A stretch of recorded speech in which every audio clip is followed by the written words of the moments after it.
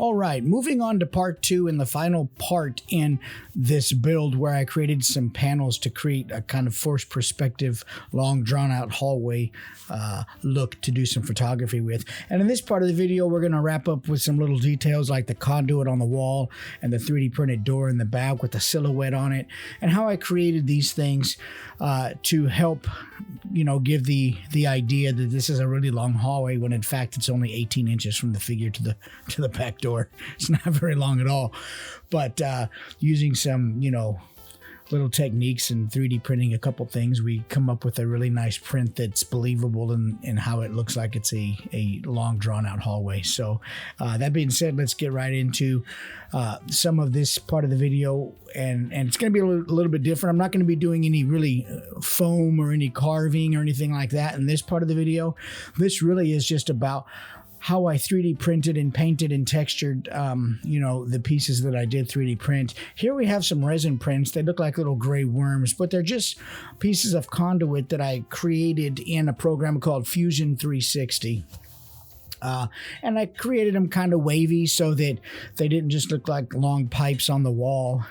They're just, you'll see here in a minute after I clean them and hold them up to the camera, they're a very ribbed long tube, and so they give the, you know, once they're painted, they look like it's going to be conduit that would be, you know, on a hallway or in some basement or warehouse. You can see some of the ribbing there. But what we got to do here with the 3D prints, and people, if you don't 3D print, you know, you don't know, is these things come out of a liquid resin vat, and those, what I'm peeling off there are what's called supports. 3D prints print upside down, and there needs to be something that supports them to the build plate, which is that metal piece that I took them off of. And so once they're done printing and washing in an alcohol, we clean them up, and that's what I'm doing here. I'm going ahead and I'm cleaning all these little supports off and just getting all the little pieces off that would make it and not a smooth finish, you know, little burrs and things like that. And we'd go ahead and, like I say, these get washed in an IPA solution, and they come back like this here, nice and clean. And you can start to see some of the ribbing in there. The camera, it's hard to pick it up in the light because it's not painted yet, but it's a really cleanly printed, detailed piece that has all these ribs going down the length of the pipe piece to give it the idea that it's conduit once I paint it with some silver and rust and stuff like that. So it's pretty cool. You know, 3D printing is something that I didn't think I would be using as much. I bought the equipment thinking, you know, this would be a great way to add, you know, detail to some sets that I couldn't really like make out of foam or clay or something like that. And once I got over the learning curve of being able to design some of this stuff in the software, because, you know, you can't just type up, I'm going to 3D print some conduit and it comes up and bam, you push Control P and the print comes out. You know, these things I want to make are things that, you know, are unique to my needs. And so that's one of the great things about 3D printing is if you know how to design some of this stuff, it's pretty unlimited what you can come up with. So here what we did is we took a flat black spray paint and we painted the cleaned printed pieces. And is that a tongue twister? Painted the clean printed pieces. Anyway, so we've got them all black, and I start out with a base coat of black. That way it gives me something to, you know, in between each rib, I want that black to show. So I'm just doing a light dry brush. So if we start out with black, then I just paint the ribs. It leaves the black showing between the ribs, giving the idea that there's some age and dust or grime or whatever, some shadows and stuff involved in there. If the whole thing was painted silver, it would just look like a big silver tube and look ridiculous. So at any rate, that's what I'm doing here. We're just dry brushing the, it's a metallic and gray that I mixed together because the metallic was too metallic-y. It was too shiny, and I didn't want that, so I dulled it down with a little bit of gray. We're going to hit these with some of these Vallejo Pigments. They have a rust set, and I'll link it in the video description down below. Amazon link. You can click on that if you find that you might want to use something like this. And these are great when you're trying to rust out something like small and detailed like these pieces of conduit here. they really get inside the grooves and crevices, and you can really create some age and rust with these things by brushing them on there, or taking your finger and running it across there and mashing it down in there. There's, it's really a cool way to rust these out than having to like stipple or add washes that would take time to dry. This just gets right down in there, and it's just really a different look for rusting out really small pieces like this. And I really like this set of pigments. Man, I think it was a good purchase for me. And they're not that pricey. I mean, you get a few bottles. It's called the Rust Kit, and it comes with different colors of rust and oranges and lighter and darker oranges to create build-up layers of rust color. So it's pretty cool. And these aren't something that I could just make, like I say, with foam or with wooden dowels. These 3D prints really offer something unique to a print that really help fill out the detail and create that extra bit of depth and dimension in your builds. For me, they do anyway. And piping and conduit and breaker boxes and things like that. Man, you can just really go crazy with this stuff and have a good time with it, and print it out and put it on your walls. And as a matter of fact, that being said, before I forget, I do have, and I'll link a card up here right now in the video where you can go right to my webpage and you can see some of the diorama props that I create and then sell also. So you can bypass all this if you don't have a 3D printer. And if you want some pipes and breaker boxes and things for your wall, then click on that card and it'll take you to my webpage. And I do all these by hand. I paint them and everything by hand and ship them out. So it's a great way for you to be able to add stuff to your dioramas also that couldn't otherwise really be built and look as good or as believable. But anyway, you can see here we're just adding different colors of rust on there, and a little bit gets in the paper towel, and that's okay. That's why I use a paper towel, because it's a powder, and I don't want the powder going everywhere and getting into my cutting mat and everything else. So and then you can always get some off the paper towel and with your hand or whatever and rub it onto the piece too and use it, or fold the paper towel up and dump it back into the bottle, whatever you want to do, unless you don't want to mix a color, but at any rate. So let's clean it up, and I'm gonna, this part here was pretty cool. I was pretty happy with this. So I designed this door and I 3D printed it. This is done with a filament printer, a PLA print. On a different kind of 3D printer, because this one is faster. It doesn't, let me figure how to say this. The resin print where I did the conduit takes quite a few hours to print, and it's excellent for fine detailed work. This PLA printer is not, I didn't need it to be as finely detailed, and it would print a lot faster. And so I used it because I could print this door in an hour. Okay, so that being said, I printed this door a lot smaller than the action figure, about actually half the size of the action figure, who was about 7 inches. So I printed the door about 3.5 inches or something like that. And that way it looks like it's going to be further away from the figure when I do the photograph. So what I did, you saw me do there, is I just put on a little Elmer's glue. I painted it on, and then I painted white right over the top of the Elmer's glue. And what that's going to do is make it look like a kind of a wooden, distressed wooden kind of look to it, where there's some weathering to it. And I'm going to go ahead in a little bit here and add another coat of paint on top of that. But I want to measure this glass piece that I did here. It's a piece of plexiglass that I got from a company called Tap Plastics, and they're local here, but they ship all over.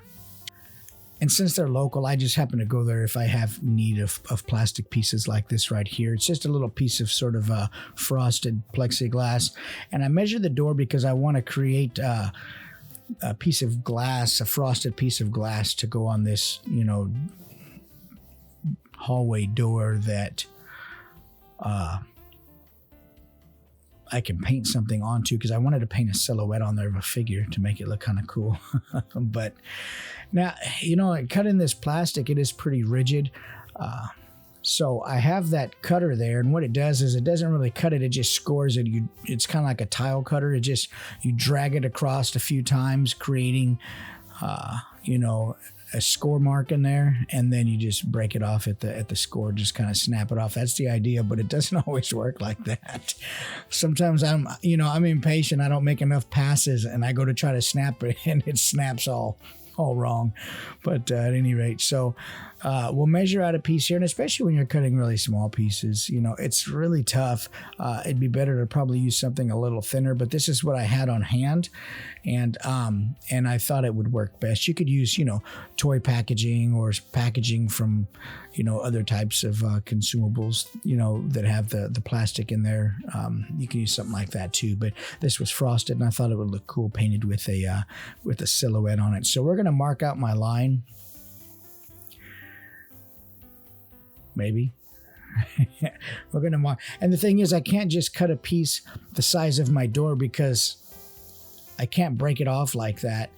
So I have to end up cutting a strip all the way down, and then like cutting two pieces out, and then, which is okay because when I go to cut it, one of them breaks anyway. So 1 out of 2 is not bad. So we're going to sand this down because it does. Sometimes it breaks cleaner than others, and I don't want any bit of the plastic going beyond the width of the door. So we just got a really coarse grit sandpaper here, and I'm just going to run it across there a few times and just kind of smooth out the edges and make sure there's no little points or anything that is going to go beyond the edge of the door, because this door has to go into that frame, that brown frame that I printed also.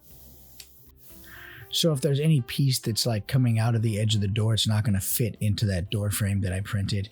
And it all fits in there pretty snug and pretty precise. So I can't have anything sticking outside of the edge. But look how cool that is. You can take an idea and print it, and I got a door. That is magic. That is an awesome tool to add to your crafting, tool bag. That's awesome. So once I get it hot glued on here, one thing about the PLA is it does have a melting point that's pretty low.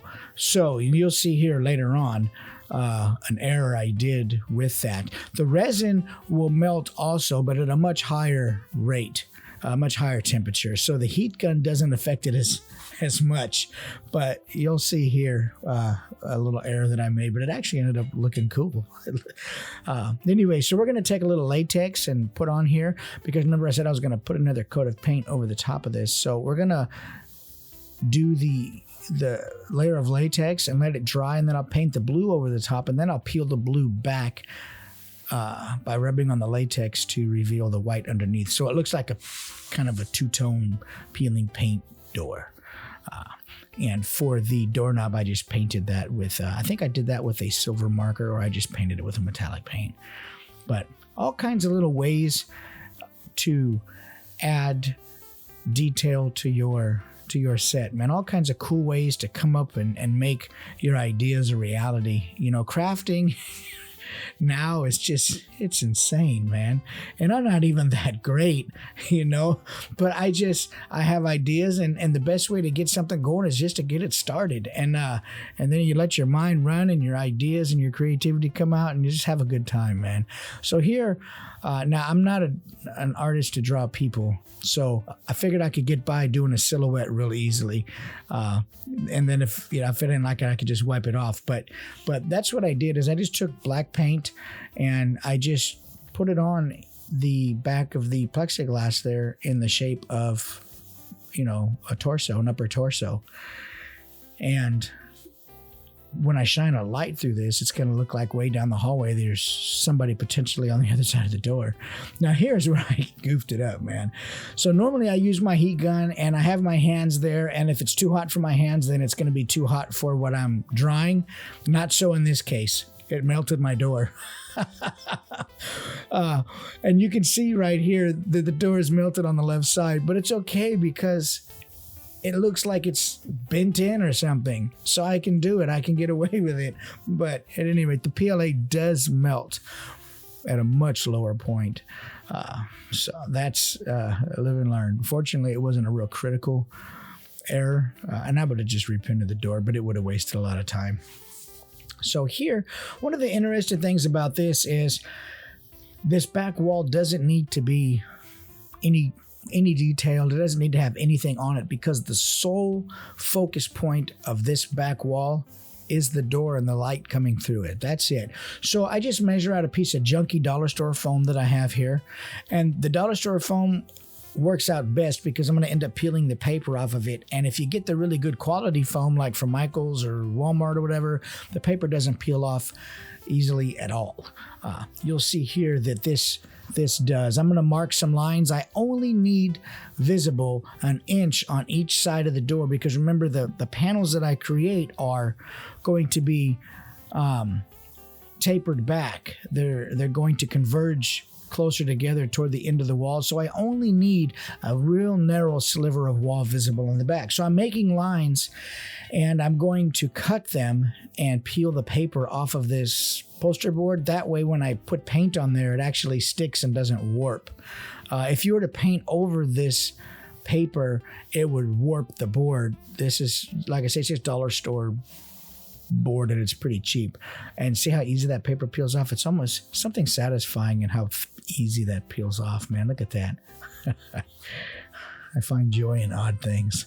But at any rate, this is really, we're coming to the conclusion of it. I put a wire brush attachment on my Dremel. I just mark it up a little bit. But like I say, there doesn't have to be any detail on this at all. I just marked it up in case the light hit it a funny way or something when I photographed it, that it would, still look decent. But stipple on some black paint and call it good. That's really the final touch in this image, and we're going to go back over the final photograph so you can see really how easy all this came together, and it didn't need to be that critical or that detailed, because like I say, it's a dark back wall, and the main focus was going to just be the door and the light coming through it. So everything else, your mind can fill in, kind of thing. It doesn't need to be lit or anything. So it's pretty cool. I hope you enjoyed this part of it and the 3D printing part of it. I don't often share the 3D printing stuff because I don't have that much content of it, but also because I don't want to show things that people might not, really use that much in their crafting.